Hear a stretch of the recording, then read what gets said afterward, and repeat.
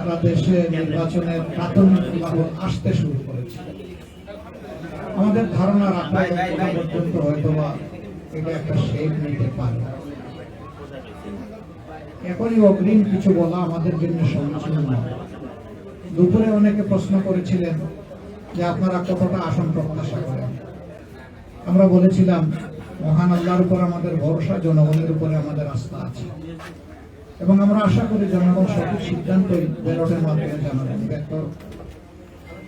প্রাথমিক যে ফলাফল আসতে শুরু করেছে তাতে সেরকম একটা আভাস পাওয়া যাচ্ছে, কিন্তু এটাকে নিশ্চয়তা দেওয়া যাবে না। এ পর্যন্ত যে সমস্ত ফলাফল এসেছে বেশিরভাগ জায়গায় লক্ষ্য করা যাচ্ছে যে আলহামদুলিল্লাহ আমাদের 11 দলীয় নির্বাচনী ঐক্যের যারা ক্যান্ডিডেট ছিলেন তারা এগিয়ে আছে। কিন্তু আমি আগেই বলেছি এটাকে এখন এই নিশ্চয়তা বিধান করার মতো পর্যায়ে আসেনি, আমাদের আরেকটু অপেক্ষা করতে হবে। এবারকার ইলেকশনের বেশ কতগুলো বৈশিষ্ট্য ছিল। এর মাঝে একটা ছিল যে গত 3টি নির্বাচন পর পর আমরা ভোট দিতে পারিনি। বাইরে যারা ছিলেন তারাও পারেননি, আমরা যারা জেলে ছিলাম তাদের তো আর কোনো সুযোগই ছিল না।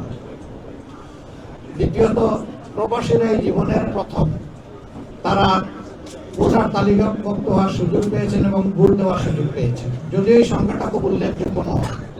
তারপরে আমরা আনন্দিত যে এই ধারাটা শুরু হয়েছে, আগামীতে এটা আরো এগিয়ে যাবে আমরা আশা করি। আমাদের প্রবাসীরা আমাদের জাতীয় জীবনে অতি গুরুত্বপূর্ণ অবদান রাখেন, কিন্তু তারা তাদের প্রাপ্যটা আমাদের কাছ থেকে পান না। আমরা চিন্তা করলাম যে এই প্রাপ্য আদায় করতে হলে কোন জিনিসটা তাদের বেশি দরকার। তখনই আমাদের মনে হলো যে ভোটের অধিকারটাই তাদের আদায় হওয়া উচিত। এই অধিকার প্রতিষ্ঠিত হলে বাকি অধিকারগুলা এর হাত ধরে চলে আসবে ইনশাআল্লাহ। তারা আমাদেরই সন্তান, আমাদেরই ভাই, আমাদেরকে তারা দিয়ে যাচ্ছে ভোট কলিজা উজাড় করে, কিন্তু আমরা যদি তাদের প্রতি সেই দায়িত্বটা আরো সুন্দরভাবে পালন করতে পারি তাহলে তাদের এই দেওয়া গতিটা আরো বাড়বে, উৎসাহ তাদের বাড়বে। আর তারা যদি দেখে শুধু দিচ্ছে কিন্তু সরকার, দেশ, জাতি তাদেরকে সেইভাবে সম্মানটুকু দিচ্ছে না, তাহলে যেটুকু আমরা তাদের কাছ থেকে বিভিন্নভাবে পাই সেটাও থাকবে না। আমি অবশ্য ব্যক্তিগতভাবে শুধুমাত্র ফিনান্সিয়াল রিমিটেন্স আমার পক্ষে না। আমি যেখানেই গিয়েছি বিদেশের মাটিতে আমাদের প্রবাসীদেরকে আমি আহ্বান জানিয়েছি যে ফিনান্সিয়াল রিমিটেন্সের পাশাপাশি আমাদের ইন্টেলেকচুয়াল রিমিটেন্স দরকার। দেশকে গড়ার জন্য আমাদের অভিজ্ঞ এবং মেধাবী সেই রকম কারিগর প্রয়োজন।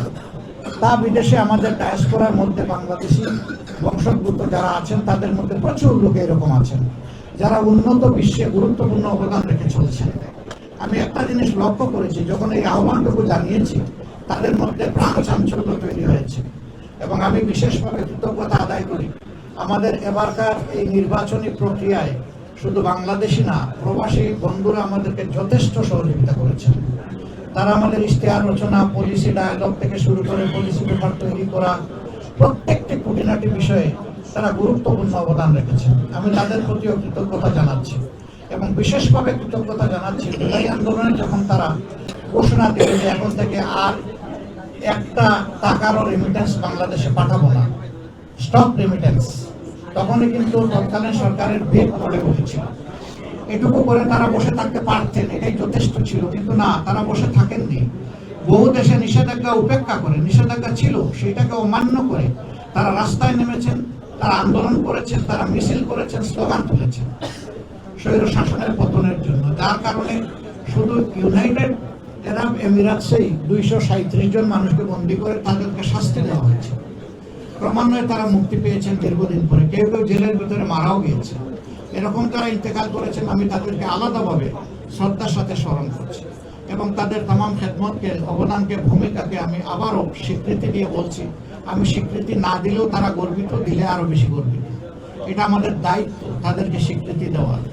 আমরা স্বীকৃতি শুধু দিয়ে বসে থাকবো না, ইনশাআল্লাহ তাদের স্থায়ী স্বীকৃতির জন্য কি করা যায় সেটা নিয়ে ভাববো।